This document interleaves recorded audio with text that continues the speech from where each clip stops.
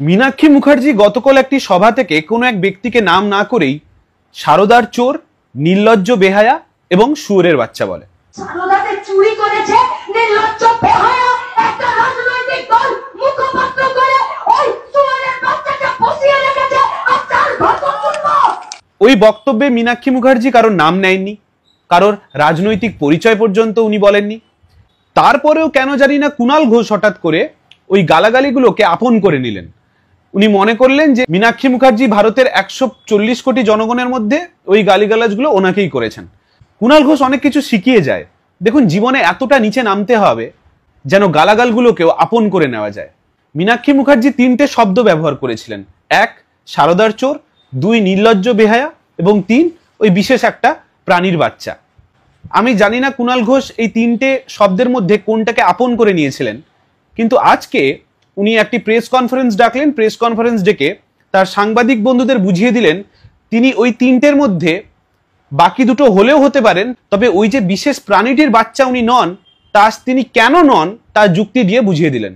উনি বললেন যেহেতু ওনার বাবা আরজি করে নাকি পড়াশুনো করেছেন, পিজিতে নাকি একজন বড় নামকরা ডাক্তার ছিলেন, তাই উনি আর যাই হোক ওই বিশেষ প্রাণীটির বাচ্চা অন্তত নন। কিন্তু এখনো উনি এটা পরিষ্কার করলেন না উনি কেন সারদার চোর নন এবং উনি কেন নির্লজ্জ বেহায়া নন।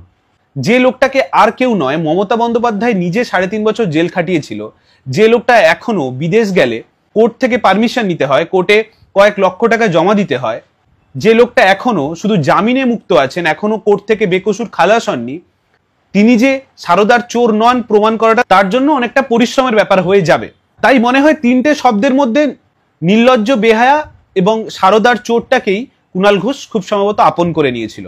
দেখুন, রাজনীতির ভাষা কুরুচিকর হবে তা তো সমাজের জন্য মঙ্গল নয়, সেটা যে কোনো দলের কোনো নেতা করুক বা নেত্রী করুক। আমি যেমন আমার আগের ভিডিওতেও বলেছিলাম যে আগামী প্রজন্ম কি শিখবে যদি এখনকার দিনের নেতারা বা নেত্রীরা এরকম গালিগালাজ করা শুরু করে। কিন্তু একটা জিনিস আমাদের মানতে হবে যে সব ভালো করার ঠেকা তো বিরোধীরা শুধু নিয়ে বসেনি। আমরা দিনের পর দিন দেখি এই কুণাল ঘোষের মতো ব্যক্তিটি সোশ্যাল মিডিয়া জুড়ে কি করে। আমি তার দৃষ্টান্ত আজকে দেব। আমি আগের ভিডিওতে বলেছিলাম যে উনি সোশ্যাল মিডিয়াতে কিছু নোংরা মন্তব্য করেন, উনি ঠিক কি কি করেন, কি কি লেখালেখি করেন, সেগুলো আমি আজকে আপনাদের দেখাবো। আর এই লোকটি আজকে প্রেস কনফারেন্সে বসে বামপন্থীদের নৈতিকতার পাঠ পড়াচ্ছিলেন এবং এই লোকটার মুখের কি কি ভাষা হতে পারে আপনারা কল্পনাও করতে পারবেন না। দেখুন, ওনার ওই মুখের ভাষা শোনার অভিজ্ঞতা একদিন আমারও হয়েছিল। উনি আমাকেও একটি কুরুচিকর মন্তব্য করেছিলেন। কেন করেছিলেন? কারণ তিনি ক্রিকেট খেলার খুব ভিডিও ছাড়তেন ফেসবুকে, যে উনি ভালো ব্যাট করেন, উনি ভালো বল করতে পারেন। তো একদিন আমি একটা ভিডিও দেখলাম ফেসবুকে যেখানে কুণাল ঘোষ ব্যাট করতে গিয়ে বলটা অন্য ব্যাটে লেগে গেছে। তো আমি জাস্ট ওই ভিডিওটা কেটে আমি আমার ফেসবুকে পোস্ট করেছিলাম।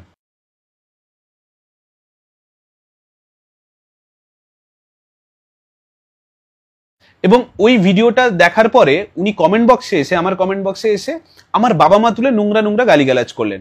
আমার নাকি জন্মের ইতিহাস উনি খুলে দেবেন, তবে ওনার কি কি খুলতে পারি তা আমি একটু পরেই আপনাদের কাছে নিয়ে আসবো। তো উনি এইসব ভাষা প্রয়োগ করলেন।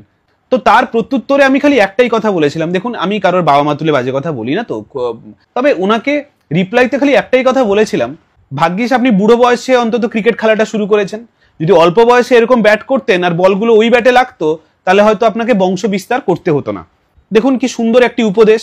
এখানে কারোর বাবা মা তুললাম না, কারোর সন্তান তুললাম না, তারপরেও মিষ্টি করে একটা উপদেশ দিয়ে গেলাম। দেখুন, এরকম উপদেশ যদি আপনাদের মাথায় আসে আপনারা কমেন্ট বক্সে কুণাল ঘোষের জন্য লিখে যান। আমার বিশ্বাস উনি ওই ভিডিওটা দেখবেন এবং কমেন্টগুলো পড়বেন। এ তো গেল আমার কথা। আমি নয় একটা ভিডিওতে সামান্য ট্রোল করেছিলাম বলে আমার বাবা মা তুলে গালিগালাজ করেছিল।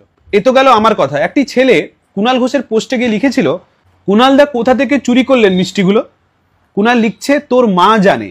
দেবাশিস মুখার্জি বলে একজন ব্যক্তি একটা পেপার কাটিং পোস্ট করলো কুণাল ঘোষের কমেন্ট বক্সে। কুণাল ঘোষ সেখানে লিখেছে, খায়ের ছেলে, খা ... ছেলে, তোর দলের তৎকাল নেতাদের আগের ডায়লগ ভুলে গেছিস? অর্থাৎ কমেন্ট বক্সে আপনি যদি চেক করেন নিয়মিত প্রত্যেককে কাকে খয়ের ছেলে, কাকে ময়ের ছেলে, কাকে বয়ের ছেলে, কারোর বাবা তুলে গালিগালাজ, কারোর মা তুলে গালিগালাজ, এইসব উনি করে থাকেন। এবং আজকে যখন কেউ তাকে একটা বিশেষ প্রাণীর বাচ্চা বলল, আজকে উনি প্রেস কনফারেন্স করে নৈতিকতার জ্ঞান দেন। তিনি প্রেস কনফারেন্সে বলছেন তিনি চাইলেই তৃণমূল দলের ছেলেরা ওইগুলো করতে পারে। আরে তৃণমূল দলের ছেলেরা তো আরো অনেক কিছু করতে পারে, যেমন আরজি করে করলো, যেমন কসবাতে করলো, যেমন কালীগঞ্জে করলো, যেমন সন্দেশখালিতে করেছিল। তৃণমূল যা করতে পারে তার ধারে কাছে আমরা থাকতে পারি না। উনি ফেসবুকে লিখছেন, উনি চাইলেই মীনাক্ষী মুখার্জিকে ধুয়ে দিতে পারতেন, কিন্তু যেহেতু উনি মুখে খারাপ ভাষা আনেন না, তাই তিনি কোনো বাজে কথা বলেননি। দেখুন, আমি জানি না মীনাক্ষী মুখার্জি সত্যি করে কাকে ওই বিশেষ প্রাণীটির বাচ্চা বলেছিল, তবে যে লোকটা সোশ্যাল মিডিয়াতে কথায় কথায় লোকের মা তুলে, বাবা তুলে, কারোকে ক্ষয়ের ছেলে, ময়ের ছেলে, বয়ের ছেলে, এই 4 অক্ষরের গালিগালাজগুলো করে, তাকে যদি মীনাক্ষী মুখার্জি ওই বিশেষ প্রাণীটির বাচ্চা বলে থাকে, তাতে আমাদের খারাপ লাগার বিশেষ কোনো জায়গা নেই। তাতে কুণাল ঘোষের বাবা যত বড়ই ডাক্তার হয়ে থাক না কেন, কুণাল ঘোষ কিন্তু ওই বিশেষ প্রাণীটির বাচ্চাই থাকবে। একটা রাজনৈতিক ব্যক্তি, একটা রাজনৈতিক নেত্রী আরেকটা রাজনৈতিক নেতাকে গালিগালাজ করছে, ভাবুন সাধারণভাবে দেখলে একটা সাধারণ মানুষের কি প্রতিক্রিয়া হওয়া উচিত ছিল? কন্ডেম করা বিষয়টাকে, যে রাজনীতিতে এসবের জায়গা হতে পারে না। সাধারণ মানুষ এত আপ্লুত বিকাল থেকে এই জিনিসটা ভাইরাল হওয়ার পরে, আপনি বিশ্বাস করতে পারবেন না। এবং কিছু কিছু মানুষ মীনাক্ষী মুখার্জির বিরোধিতা করেছেন, ধিক্কার জানিয়েছেন। কেউ কেউ তো লিখেছেন, মীনাক্ষী মুখার্জিকে ধিক্কার জানাচ্ছি, কারণ আরো 2-3টে শব্দ যদি উনি যোগ করতে পারতেন তাহলেই হয়তো ব্যাপারটা কমপ্লিট হতো। আবার কেউ কেউ লিখেছেন, কুণাল ঘোষকে শুয়োরের বাচ্চা বলা মানে শুয়োরের প্রজাতিটাকে অপমান করা। সত্যি তো, দেখুন, শুয়োররা তো আর কেউ তৃণমূল করে না, শুয়োররা তো আর কেউ 3.5 বছর জেল খাটেনি, তাই শুয়োরদের অপমান করার অধিকার মীনাক্ষী মুখার্জির নেই। এই কারণে এই ভিডিওর মাধ্যমে মীনাক্ষী মুখার্জির ধিক্কার আমিও জানালাম। এমন একটা ক্যালানে প্রজাতি এই কুণাল ঘোষ গালিগালাজ খাওয়ার পরে প্রেস কনফারেন্স করে দাঁত কেলাচ্ছে। মানে ভাবুন, লাইফে একটা অ্যাচিভমেন্ট করেছেন, ওনার কাছে এটা একটা অ্যাচিভমেন্ট। মানে রোজ সাধারণ মানুষের গালিগালাজ খান, আজকে একটা বড় নেত্রীর কাছ থেকে গালিগালাজ খেয়েছেন। তবে তার পাল্টাও কুণাল ঘোষ দিয়েছেন, এটাও বলতে হবে। কুণাল ঘোষ বলেছেন মীনাক্ষী মুখার্জি নাকি শেওড়া গাছে বসে থাকা শাকচুন্নি।